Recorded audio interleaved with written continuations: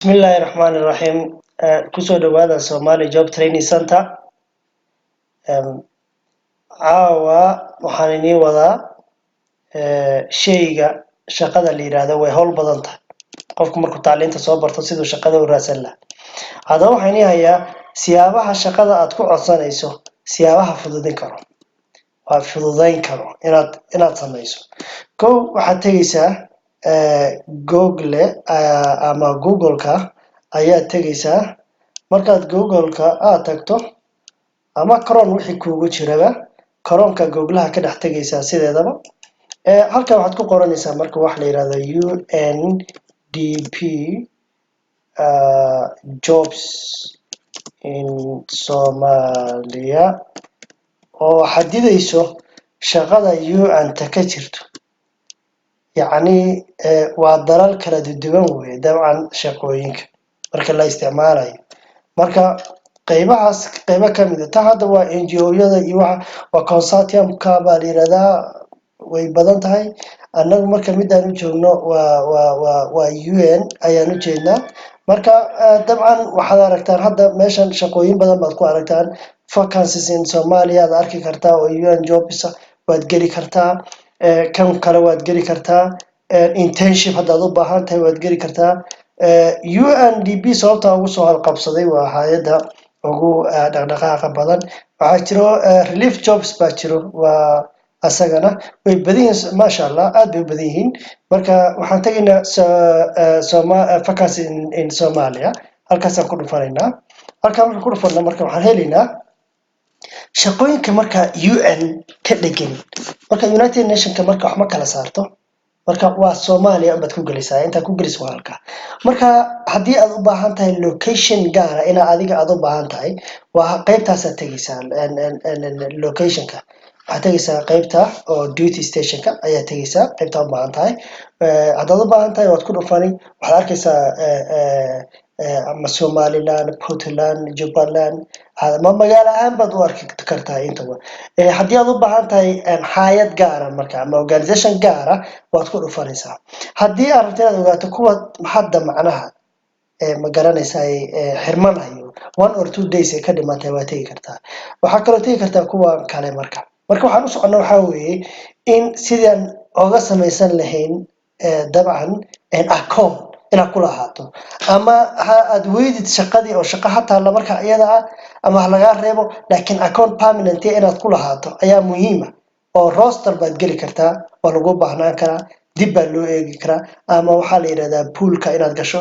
halkaas hadda tan baa ku dhufanaysaa hadda marka tan waa UNODC baa la inta shaqada ku dhufanna ka hor shaqada waa inaad ogtahay darajada ay tahay darajada ee shaqada leedahay waa inaad koow ogtahay darajooyin baa kala jira sida darajooyinka ciidamada u kala leeyihiin oo macallimiinta jaamacadu ay darajo u kala leeyihiin oo macnaha lecturer iyo assistant professor iyo associate professor iyo professor u kala leeyihiin ayay hay'adahan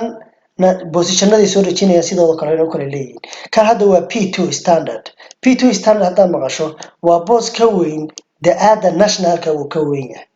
qasab bosska waxa inuu yahay boss international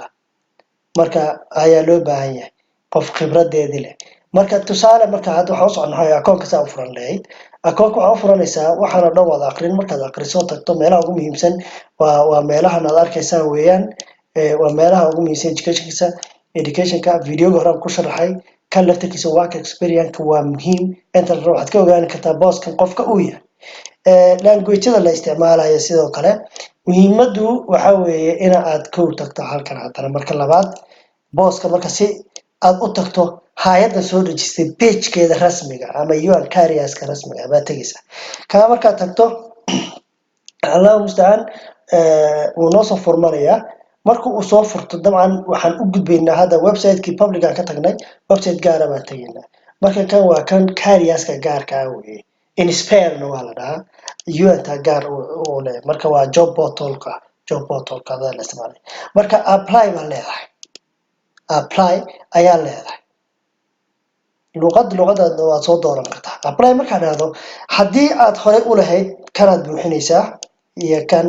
halkan waa username-kaadi password-kaada gelin waa haddii hore account ugu lahayd طبعا aniga waan ku leeyahay marka waa in aad imaato marka haddii aad qof cusub tahay waa inaad halkaa ku dhufto create account yaa leedahay waad ku dhufsanaysaa marka create accountiga aad dhahdo way ku soo baxaysaa marka ay ku soo baxdo accountka aad gelinayso ma aha mid cusub markaa ka dhex samaynayso ha ahaado ka shaqada ku codsanayso oo applicationka kugu qoran CV-ga kugu qoran waa inuu ahaadaa ayaa laga doonayaa yuusan ku noqonin mid kale oo midka ka aan ahayn marka yay ka khaldamin ina akoon gaar ku lahaato hay'adan ka furato adigana aad hadhow codsigaada ku samayso wax kale sidoo kale tan CV-ga iyo waxa loo baahan yahay waa laga dhex buuxiyaa dabcan UN-ta qaarkood waxay leeyihiin waxa la yiraahdo B11 form B11 form kana waa ogaan doonaa sida loo buuxiyaa isaga marka waxaan oo dhan baad buuxinaysaa markaad buuxinaysaa halkan given name-ka loo isticmaalo waxa magaca adiga aad leedahay magacaad geli magaca aabaad gelini halkaa halkan waxaad gelinaysaa family name-ka aala awowga iska gelinaysaa family name waxa loo yaqaano halkan ID-ga iyo password-ka aad isticmaalayso ayaa muhiim ah inaad geliso shuruudda dhinaca midigta kaaga soo baxaysa marka waxa weeye shuruudda ayada waa shuruudda la doonayo password-kaada inuu ka samaysan yahay password-ka waa inuu intaa ku leeyahay marka password-ka mar walba waa bedeli kartaa password-ku waa bedelan kartaa laakiin shuruudda ayaga password-kooda waxa weeye in password-ka laga dhigo password adag waxa weeye inaad raacdo yacni 9 qodob oo meesha ku soo qoreen oo xarfood marka waa inay ku jiraan يعني waxa la yiraahdaa upper case-ka waa qaybtan kore lower case-ka waa inaad lambarro wax ka doorato ama baarkii